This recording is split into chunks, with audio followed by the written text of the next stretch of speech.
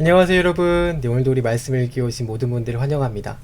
목사님이 원래 오늘 이제 생방송으로 같이 말씀을 읽는 날인데 우리 목사님 동기 전도사님의 어머님께서 소천하셔가지고 저녁에 장례를 다녀와야 될 것 같아요. 그래서 오늘은 부득이하게 녹화로 같이 좀 말씀을 읽고자 합니다. 그래서 우리 어제에 이어서 같이 예레미야서 말씀을 읽을 텐데 예레미야의 중반부 이야기를 오늘은 쭉 드리겠습니다. 예레미야가 살던 시대의 시대적인 상황과 또 하나님께서 이스라엘에게 살 길을 열어주셨는데 그 살 길과 평안의 길은 어떤 길이었는가, 그걸 또 들었을 때 이스라엘 사람들은 어떤 반응을 보였는가, 이런 얘기를 조금 드리려고 합니다. 그래서 오늘 같이 말씀을 보도록 하죠. 보시면은 이게 히스기야와 므낫세, 아몬, 요시야, 그리고 밑에 보시면은 요시야의 아들들인 여호야김과 여호아하스와 시드기야, 여호야긴, 이렇게 쭉 왕들이 이어지면서 이제 왕위를 물려받는 것을 볼 수 있는데, 여기서 보시면은 여호아하스는 조금 통치하다가 이집트에 잡혀갔고요. 여호야김과 여호야긴 그리고 시드기야 때는요, 보시면은 오른쪽에 여호야김 3년째 바벨론이 와서 포로를 잡아갑니다. 바벨론이 침략을 해요. 그래서 다니엘을 포함한 왕족과 귀족들이 이때 잡혀가고요. 두 번째 여호야긴이 즉위를 했을 때, 그때는 에스겔과 또 나머지 좀 지위가 높은 귀족들을 바벨론이 또 잡아갑니다.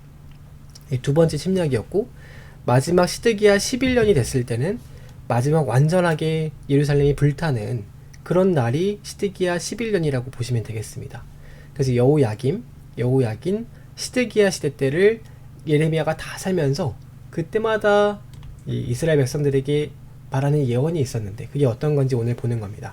같이 보도록 하겠습니다. 우리 16장에 보면은요, 하나님께서 예레미야를 향해서 하시는 말씀이 하나가 있는데 그게 뭐냐면 결혼을 하지 말아라, 이런 말을 합니다. 그래서 16장 1절에 보면 여호와의 말씀이 또 내게 임하여 이르시기를 너는 이 땅에서 아내를 맞이하지 말며 자녀를 두지 말지어다. 왜냐면 이곳에서 낳은 자녀와 이 땅에서 그들을 해산한 어머니와 또 그들을 낳은 아버지에 대하여 여호와께서 말씀하시기를 그들이 독한 병으로 다 죽고 아무도 죽어도 슬퍼하는 사람이 없을 것이다. 또 묻어주지도 못하고 지면의 분토와 같을 것이며 칼과 기근에 망하고 그 시체는 공중의 새와 땅의 짐승의 밥이 될 건데 예레미야야, 너 이래도 결혼할 거니? 결혼하지 말아라. 그래서 여러분, 예레미야가 결국에는 결혼을 하지 않습니다. 그래서 어제 말씀드린 것처럼 밖에서 성도들에게, 사람들에게 하나님 말씀을 전하고 집에 들어오면은 아무도 맞이해 줄 수 있는 사람이 없는 그런 이제 선지자의 삶을 살았다는 거죠. 그래서 여러분, 예레미야라는 영화가 있는데요, 그게 이제 유대인들이 자기들의 고증을 빌려서 만든 영화인데 거기 보면은 여러분, 예레미야가 젊었을 때 참 사랑했던 그 여인이 있었어요. 근데 하나님께서 끝내 결혼을 못하게 하셔서 결혼을 하지 않고 그게 끝납니다. 실제로 예레미야가 결혼을 하지 못한 거죠. 17장에 보면은요, 이 유다의 죄에 대해서 하나님 말씀하시는데 그들의 죄는 금강석 끝 철필로 기록되되 그들의 마음판과 그들의 제단 뿔에 새겨졌거늘 어떤 죄들이 기록되었느냐, 그 유대인들의 자녀들이, 많은 이스라엘 백성들의 자녀들이 높은 언덕 위와 푸른 나무 곁에 있는 제단에서, 그 좋은 곳에서 하나님을 생각하는 것이 아니라 아세라를 생각했더라. 우상을 생각하고 있더라. 그래서 하나님이 말씀하시기를 이스라엘의 죄악을 이야기하면서 여호와를 떠난 자들은 저주를 받고, 보세요, 그들의 마음이 여호와에게서 떠난 그 사람은 저주가 있을 것이다. 그리고 여호와를 의뢰하고 주님께 나오는 자는 복이 있다. 너희가 생수의 근원이 되는 여호와를 버렸기 때문에 앞으로 너희에게 임할 일들이 너희의 죄악 때문에 임하는 것이다. 이런 얘기를 합니다. 18장에 보면은요, 이 여호와께서 이제 토기장이로 성경이 이야기를 하는데요, 토기를 만드는 토기장이에 대해서 이야기를 합니다. 그 토기를 만드는 사람이 진흙을 가져다가 그것을 다 이겨가지고 본인이 원하는 모양으로 진흙을 가지고 토기를 만들잖아요. 그 원하는 모양으로 성형을 하고 토기를 만들다가 이게 잘 만드는데 모양이 원하는 모양대로 안 되면 그러면 여러분 그 토기장이가 진흙을 던져버려서 버리고 다른 그릇을 만들 수 있는 권한이 있는 거죠. 그쵸? 자기가 그릇을 만드는 거니까 마음에 안 들면은 다 엎어버리고 다시 만들 수 있는 권한이 있는 겁니다. 토기장이에게는. 이제 이스라엘 백성들을 놓고 얘기할 때 너희들은 하나님께서 토기장이가 진흙을 가지고 토기를 만드는 것처럼 너희는 하나님의 손에 있는 진흙이다. 하나님께서 만들고자 하시면은 그 잘 만들다가 너희가 잘못된 길로 가면은 얼마든지 엎으실 수 있다. 다른 것을 만드실 수 있다. 이런 얘기를 하시는 거예요. 그러니까 사실 섬뜩한 이야기인데 너희를 버릴 수도 있다. 이런 말을 하시는 건데 이런 얘기를 아무리 해도 이스라엘은 듣지를 않습니다. 그 19장에 보면은 그래서 언약을 지키지 않으면 모세의 예언대로 너희가 그대로 당할 것인데 그 예언이 뭐냐면요. 너희가 굶주려서 먹을 게 없어서 자녀들을 잡아다가 그 자녀들을 삶아서 고기로 먹을 거다. 그런 먹는 날이 올 거다. 이런 예언을 모세가 했었거든요. 너희가 그 언약을 저버리고 끝내 하나님을 배반했다가는 그 모세가 예언했던 저주가 너희에게 그대로 임할 거다. 예레미야가 경고를 하는데요. 실제로 이스라엘이 멸망하는 날 이 일이 있었습니다. 그래서 바벨론이 전쟁을 벌이러 와서 다 예루살렘을 에워싸가지고 먹을 게 없으니까 그 여인들이 자기가 해산의 고통으로 낳았던 가장 사랑하는 자녀들을 너무 먹을 게 없으니까요. 오늘은 우리 집 아이를 먹으면 내일은 너희 집 아이를 먹자. 그러면서 먹는 그런 비극적이고 끔찍한 일들이 있었다는 거예요. 근데 예레미야가 그 얘기도 합니다. 그렇게 될 수 있으니까 너희 회개하고 돌아와라. 근데도 이제 그런 회개의 이야기를 40년 동안 외쳤지만은 듣지 않은 겁니다. 그러니까 너무 듣지 않으니까 이렇게까지라도 이야기를 했는데 듣지 않으니까 예레미야가 나중에는 자기 생일을 저주를 해요. 밖에 나가서 설교를 하면은 사람들이 듣지를 않고 그렇다고 하나님께 와서 하나님께 기도를 하면은 하나님이 듣지 않겠다고 하시니까 그 사이에서 여러분 얼마나 그 예레미야가 심적으로 힘들었겠어요? 그 나중에는 자기 생일을 저주합니다. 내가 차라리 태어나지 않았더라면 이 꼴을 보지 않았을 텐데 이런 말까지 해요. 그래서 하나님 말씀하시기를 이스라엘에게 놓여있는 길은 딱 두 가지다.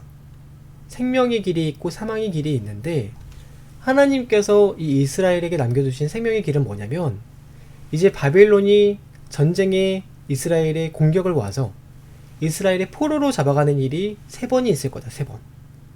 근데 그때 하나님께서 바벨론을 보내셔가지고 포로로 잡아가는 그 포로의 대열에 함께 가는 것이 하나님께서 예배해 놓으신 생명의 길이다. 근데 만약에 너희가 그때 그 포로로 잡혀가는 것을 끝끝내 거부하고 바벨론 왕에게 반역하고 바벨론 왕에게 대적해서 너희가 전쟁에 하거나 맞서면 그러면 너희가 칼과 기근과 전염병으로 다 죽을 것이다. 고집을 부리는 자는 사망의 길에 놓일 것이다. 이런 얘기를 합니다. 그래서 도저히 이게 참 이스라엘 사람들에게는 받아들이기 어려운 말이었겠죠. 어떻게 생각해보면은 자기 나라를 공격하러 오는 사람들에게 순순히 포로로 잡혀가라 이런 말을 하는 거잖아요. 하나님께서. 그러니까 예레미야가 그렇게 말을 많이 했기 때문에 그 당시에 유대인들은 예레미야를 매국노라고 생각을 했을 겁니다. 근데 그럼에도 매국노라는 누명을 쓰고 그런 오명을 뒤집어 쓰더라도 예레미야는 여호와께서 나에게 말씀하셨다라는 사명을 가지고 40년 동안 그 이야기를 외친 거죠. 22장에 또 보면은 그 당시에 여호야김이라는 왕이 너무 전쟁에서 패배하고 왕실의 권위가 떨어지니까요. 아주 근사한 집을 하나 만들었어요. 백향목을 가지고 집을 근사하게 지었는데 그 집을 만들면은 사람들이 이 왕위의 왕실의 권위를 조금 더 인정할까 싶어가지고 그렇게 했다는 겁니다. 근데 하나님 말씀하시기를 너희가 아무리 외형적으로 근사한 집을 갖고 아무리 외형적으로 돈이 많고 잘 갖추어져 있는 삶을 산다고 해서 거기에서 권위가 세워지는 것이 아니다. 거기에서 영적 권위가 세워지는 것이 아니라 하나님의 말씀 앞에 서는 것. 그 하나님의 영적 그런 질서 안에서 순종함으로 하나님 말씀을 따르는 것에서 영적 권위가 서는 것이 아니냐. 그러니까 외형적인 게 중요하지 않다는 겁니다. 그래서 여러분 이렇게 그 당시에 왕들이 계속 잘못된 길로 가는 것은요. 거듭 말씀드리지만은 그렇게 부추기는 세력들이 늘 있습니다. 그게 누구냐면 거짓 선지자들이 거짓 예언을 하고 또 왕들이 듣기 좋은 말을 계속 하는데 사람들이 자기 듣기에 좋은 소리만 듣다 보니까 잘못된 길로 가게 됐다는 거예요. 23장에 보시면은 거짓 선지자들을 향해 경고하는 하나님 말씀이 있는데, 꿈을 꾸는 선지자는 꿈을 말할 것이요 내 말을 받는 자는 성실함으로 내 말을 할 것이라. 어찌 겨가 알곡과 같을 수 있느냐. 꿈을 꾸는 선지자는 겨와 같다는 거고, 하나님 말씀을 맡은 자는 알곡과 같다는 겁니다. 그러니까 겨는 바람이 불어버리면 날아가 버릴 수밖에 없는 거죠. 그래서 여호와의 말씀이니 내 말이 불같지 아니하냐, 바위를 쳐서 부서뜨리는 방망이와 같지 아니하냐. 그 불같은 하나님의 말씀이 있는데 그 하나님 말씀을 제쳐두고 자기의 꿈을 꿨다 해가지고 사람들에게 현혹시키고, 하나님 말씀하신 그 말씀도 아닌데 내 생각에는 이러하다 라고 말주변으로 사람들을 현혹시키고, 그러한 사람들이 있었기 때문에 더 혼란스럽고 어지러운 전국이 됐다는 겁니다. 그래서 여러분, 옛날에 고대의 사회는요, 우리 구약시대 그때는 예언을 하고 계시를 전하는 사람도 있었습니다. 더러. 왜냐면 그때는 성경이 완성되기 전이었기 때문에 하나님께서 꿈이나 계시와 환상을 통해서 그 선지자들을 통해서 예언을 하기도 하셨습니다. 근데 여러분, 지금은 그러지 않으시죠? 지금은 여러분, 성경이라고 하는 우리의 신앙의 정확하고도 무오한 경전, 우리의 신앙의 이 바이블을 주셨잖아요. 바이블. 그 성경 안에서 우리가 예언을 하고, 성경 안에서 하나님의 뜻과 마음을 전하고, 그 성경만으로도 여러분 우리의 신앙에 필요하고도 충분한 내용이 다 담겨있기 때문에 계시와 환상은 이미 우리가 성경을 넘어서는 그런 계시와 환상은 패했다고 우리가 지금 믿습니다. 그러니까 무슨 몰몬교에서 나와가지고 새로운 계시를 줬다, 무슨 무함마드가 새로운 계시를 받았다, 근데 그게 성경을 넘어서는 그런 계시는 다 가짜라는 겁니다. 가짜. 지금 시대 또 여러분 그런 콩 같은 얘기를 하면은 절대 따라가시면 안 되는 거죠. 그러니까 우리가 따라갈 것은 맑은 정신으로 하나님의 말씀을 바로 보는, 바로 듣는 그런 자세가 여러분 우리 지금도 중요합니다. 24장에는 두 무화과 나무의 광주리 환상을 보여주시는데, 이게 하나의 나무, 하나의 광주리에는 썩어서 먹을 수 없는 무화과가 담겨 있고요, 하나에는 아주 보암직하고 먹음직한 무화과가 담겨 있습니다. 바벨론 포로로 잡혀가는 사람들이 이 좋은 무화과, 이 땅에 끝까지 남아있기로 고집하는 사람들이 썩어서 먹지 못하는 무화과라는 겁니다. 그래서 바벨론 포로로 잡혀가라, 그것이 츠파냐후, 하나님께서 숨겨주시는 계획이 바벨론 포로로 잡혀가는 것에 있다.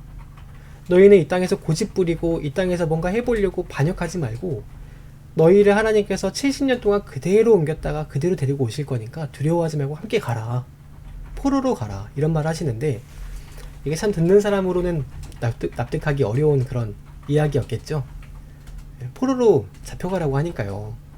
그래서 늘 예레미야의 예언을 듣는 사람들은 예레미야를 향해서 저 바벨론의 앞잡이다 하면서 가가지고 때리고 쥐어 패고 했던 겁니다. 예레미야가 했던 말이 도무지 그들에게 받아들일 수 없는 그런 말처럼 들렸기 때문에. 그러나 하나님은 가끔 우리에게 또 때때로 시시때때로 우리가 받아들이기 어려운 것 같은 그런 말씀들을 늘 하신다는 거예요. 그래서 여러분, 그게 하나님의 말씀이라면 때로는 우리가 참 순종하기 어려울 것 같은 그런 모습과 상황이라 할지라도 아멘으로, 믿음으로 순종하고 그 말을 따르는 것이 우리의 참 신앙이 필요합니다. 그런 마음의 자세가 늘 필요하다는 거예요. 두 무화과 광주리의 환상을 보여주시고, 25장에는 그 포로로 잡혀가도 70년이 지나면 다시 돌아오겠다, 그런 약속을 하십니다.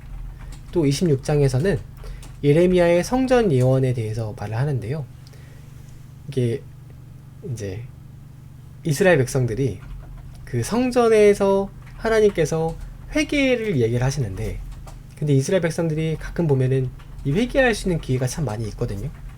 근데 회개할 수 있는 그런 기회가 있음에도 회개하지 않는 백성들에 대해서, 그 백성들이 실로와 같이 다 하나님은 무너지게 하시겠다라고 했더니 그 말 듣고 백성들이 또 화가 나가지고 가가지고 예레미야를 또 잡아서 죽이려고 합니다. 달려들면서. 근데 이제 예레미야가 하는 말이 늘 여호와의 말씀이 이러하시다라고 얘기를 하잖아요. 그러니까 때려서 죽이려고 하다가 그래도 이가 여호와의 이름으로 말한다고 하니까 죽이진 않고 놓아보내고, 그 정도에 그치는 그런 얘기가 또 26장에 들어있습니다. 그 27장을 들어가는데 우리 27장에는 여러분 좀 그 앞에 말씀에 보면은요 27장 1절에 여호야김이 다스리기 시작한 때라고 되어 있는데 이제 여러분 이게 사실 사본을 옮기는 과정에서 실수로 옮긴 거 아니냐라는 이야기가 있습니다. 무슨 말이냐면 이 여호야김이 다스리기 시작한 때가 아니라 시드기야가 즉위한 지 시간이 지나서 이렇게 번역하는 게 맞다는 거예요. 그래서 여러분 우리 킹제임스 버전이나 우리 한글 성경이나 이럴 때는요 여호야김으로 되어 있는데 이게 NIV나 RSV 이런 성경에는요 시드기야라고 되어 있습니다. 또 시드기야. 그래서 이게 시드기야라고 하면은 뒤에 2절 3절 이어지는 말씀이 참 온전하게 다 맞는데 여호야김이라고 하면 문제가 있어요. 그래서 여러분 시드기야라고 이해하시는 게 좋아요. 무슨 말씀이냐 보겠습니다. 유다의 왕 요시야의 아들 여호야김이 다스리기 시작한 때에 여호와께서 말씀으로 예레미야에게 임하셨다. 여호와께서 이와 같이 말씀하시기를 너는 줄과 멍에를 만들어 내 목에 걸고 유다의 왕 시드기야를 보러 예루살렘에 온 사신들의 손에도 그것을 주어서 에돔의 왕과 모압의 왕과 암몬 자손의 왕과 두로의 왕과 시돈의 왕에게 보내라. 그러니까 지금 시드기야를 보러 느부갓네살의 그 왕이 바벨론의 왕이 시드기야가 즉위한 것을 축하하겠답시고 그 왕국에 사자를 보낸 겁니다. 사절단을 보냈어요. 근데 그때 하나님께서 이 시드기야를 보러 온 사신들이 시드기야를 보러 오거든 그들 앞에 가가지고 줄과 멍에를 만들어서 목에 걸고 그 사신들을 만나라 이렇게 말한 겁니다. 그래서 너희가 이 바벨론 왕의 바벨론을 섬기지 않으면 바벨론의 포로나 그런 끌려가지 않으면 이렇게 줄과 멍에를 하나님께서 너희 만들어줬으니까 그들을 다 이 멍에처럼 메고 이 바벨론을 가서 섬겨라. 그러니까 이제 바벨론의 사신들이 있는 앞에서 바벨론을 섬겨라 라는 말을 하시기 위해서 예레미야를 하나님께서 보내셨다는 거죠. 그러니까 여호야김이 아니라 시드기야 시대인 거죠. 그래서 만약에 이렇게 섬기지 않는 경우에는 다 멸절하겠다 이렇게 얘기를 하시는 건데 이게 여러분 폼이 안 좋잖아요. 외국에 사신들이 왔는데 이렇게 하는 게 좀 모양이 안 좋잖아요. 그래서 뒤에 보시면 28장에 하나냐라고 하는 그 세력들이요 시드기야가 다스린 지 4년 5째 되는 날에 기브온 아수리 아들 선지자 하나냐가 여호와의 성전에서 제사장들과 모든 백성이 보는 앞에서 예레미야에게 이야기를 한 겁니다. 아니 만군의 여호와 이스라엘의 하나님이 이같이 일러 말씀하시기를 내가 바벨론의 왕의 멍에를 꺾으리라. 바벨론 왕의 멍에를 하나님 꺾으신다 라고 나에게 말씀하셨다라면서 예레미야에게 너가 그 멍에를 가지고 오는 게 그 멍에는 이 부러뜨려 버리면서 왕의 멍에를 이렇게 하나님께서 꺾어버리시겠다 하셨다 라면서 예레미야가 메고 있는 멍에를 꺾어버린 거예요. 그랬더니 예레미야가 아유 여호와의 말씀이 너에게도 임했느냐 그렇게 하나님 말씀하셨으면은 나야 좋지 아멘 그러면서 돌아왔습니다. 그런데 예레미야가 이렇게 돌아오니까요 하나님께서 예레미야에게 너 왜 그대로 다시 나왔느냐 이렇게 말씀하신 거예요. 그래서 하나님께서 하나냐를 보내셔가지고 말씀하시지 않았습니까? 야, 무슨 말이냐 예레미야야 저놈 저 자식이 지금 하는 말은 거짓말이다 거짓말. 나는 하나냐에게 말한 적이 없는데 그놈이 내 이름을 가지고 거짓말을 해가지고 왕을 속이고 있는 거다. 다시 들어가라. 그래서 예레미야가 다시 왕에게 갔다는 거 아니에요? 들어가가지고 너가 감히 하나님의 이름을 대고 거짓말을 했느냐. 너가 올해 금년에 하나님께서 널 반드시 취하여 데려가실 것이다. 넌 반드시 죽으리라. 했는데 과연 그 해의 7월에 하나냐라고 하는 거짓 선지자가요. 죽었습니다. 하나님 말씀대로. 그렇게 거짓말로 예언하는 선지자도 있다는 겁니다. 그러니까 여러분 성경을 바로 알지 못하면요. 여러분이 먼저 성경을 이렇게 읽고 먼저 공부하고 알고 계시지 않으면 그 가짜들에게 늘 소모가 넘어갈 수 있는 여지가 있다는 거죠. 그래서 우리가 간증도 좋고 뭐 신앙의 이런 좋은 이런 메시지도 좋고 다 하지만 가장 중요한 것은 성경을 바로 아는 것. 그래서 여러분 늘 우리가 힘써야겠죠. 29장 마지막으로 말씀을 드릴 텐데 이 바벨론 포로 공동체에 보내는 예레미야의 편지가 담겨 있습니다. 그들에게 보낸 편지가 뭐느냐. 너희는 낙심하지 말아라. 거기 살면서 낙심하거나 좌절하지 말고 하나님께서 반드시 70년이 차면은 돌아오게 하실 거니까 자녀를 낳고 걱정하지 말고 평안히 있어라. 나도 너희에게 평안을 구한다 라면서 편지를 보냅니다. 보시면 여호와의 말씀이 너희를 향한 나의 생각을 내가 아나니 평안이요 재앙이 아니라, 포로로 끌려가 있는 것이 재앙이 아니고 그것이 오히려 미래와 희망을 주고자 하는 나의 계획이다. 그러니까 때로는 여러분 우리가 보기에, 눈으로 보기에 재앙과도 같은 그런 암담한 현실이 우리에게 있다 하더라도 그게 여러분 우리에게 미래와 희망을 주고자 하시는 평안의 길이 될 수도 있다는 겁니다. 이 바벨론에 잡혀간 사람들에게 하나님이 주신 것은 재앙이라고 그들은 생각할지 모르나 그것이 바로 숨겨주시는 은혜. 예루살렘이 곧 있으면 다 불탈 텐데요. 이스라엘이 멸망할 텐데 그 멸망 중에서도 바벨론으로 옮기셔서 숨기심을 받는 스파냐후 하는 은혜를 입게 하신 것이다 하는 겁니다. 그래서 그들로 하여금 70년이 지나면 장래의 소망이 되게 하시고자 그들이 남겨두신 거다. 이성적으로는 참 여러분 우리가 납득하기 어려운 그런 말씀이 덜어 있습니다. 때로는 하나님의 말씀이 이렇게 참 소화하기 어려운 말씀도 있다는 거예요. 근데 여러분 우리의 수준과 우리의 차원으로 헤아리기 어려운 말씀이라 해가지고 틀린 말씀은 아닙니다. 그럴 때 하나님 우리에게 믿음을 요구하시는 거죠. 믿음을 요구하십니다. 믿음을. 그래서 그 하나님의 말씀 앞에 설령 내 생각과 다르다 하더라도 아멘으로, 믿음으로 순종할 수 있는 그 믿음, 그 70년의 연단의 과정을 통해서 하나님은 비로소 희망과 소망을 이루신다. 기억하셨으면 좋겠습니다. 그러니까 너희는 내게 부르짖으라. 너희가 이렇게 재앙과 어려움 가운데 있다 하더라도 그 속에서도 내게 부르짖으면, 내게 와서 기도하면 내가 너희들의 기도를 들을 것이요 너희가 온 마음으로 나를 구하면 나를 찾을 것이요 나를 만나리라. 그래서 여기에 보시면은 12절에 이게 우리가 여러분 유명한 말씀이죠. 내게 부르짖으라. 부르짖으라. 그래서 여러분 이 말씀을 두고 우리들이 부르짖잖아요. 하나님께 주여 하면서 부르짖지 않습니까? 여러분 이게 히브리어로 하면은요 카라라고 합니다. 카라라는 뜻이 부르다, 찾다, 구하다 이런 말입니다. 부르짖으라 이게 막 엄청 막 소리 지르라 이런 말이 아니라 부르라, 찾으라, 구하라 이런 말입니다. 그래서 여러분 사실은 부르짖으라 하니까 다 부르짖어야지만 하나님 응답하시는 걸로 우리 생각을 하는데 그게 아니고 정말 그 어려운 중에라도 정말 기도할 수 없는 그 기도에 나오지 않는 순간이라 하더라도 하나님을 부르고 하나님을 구하고 찾으면, 전심으로 찾으면 하나님 너희를 반드시 만나주신다. 온 마음을 다하고 성품을 다하고 힘을 다하여 정성껏 하나님을 찾고 경외하면, 건성으로 대면대면이 아니라요 정말 전심으로 하나님을 찾으면 하나님 만나주신다는 겁니다. 만나주신다. 그래서 여러분 우리가 늘 기억할 것은 우리가 하나님을 찾을 수 있을 만할 때만 찾는 것이 아니라 정말 부를 수 없는 중에도 하나님을 구하고, 환난 중에도 그 중에도 우리와 함께 하시는 하나님을 구하고, 설사 기도가 나오지 않는 것 같은 그런 절망적인 순간이라 하더라도 기도하고 하나님을 구하면은 하나님 반드시 그 속에서도 합당한 은혜와 또 생수의 강물을 우리에게 내시겠다 말씀하시는 겁니다. 기억하시고 이 바벨론 포로로 끌려간 사람들에게 하신 하나님의 말씀이 여러분의 삶의 위로가 되시고 소망이 되시기를 축복합니다. 그래서 오늘 여기까지 같이 읽을까요? 우리 내일은 이제 중후반부로 넘어갈 텐데, 중후반부로 넘어가면은 바벨론의 포로로 끌려가는 이야기들이 나옵니다. 네, 그러면은 이제 그게 드디어 이제 구약의 바벨론 포로 끌려가는 마지막 역사가 되겠죠. 그래서 우리 1948년도 이스라엘이 재건되기 전까지 마지막 왕국의 이야기가 등장을 하는데 그 이야기를 우리 내일 이어서 보도록 하겠습니다.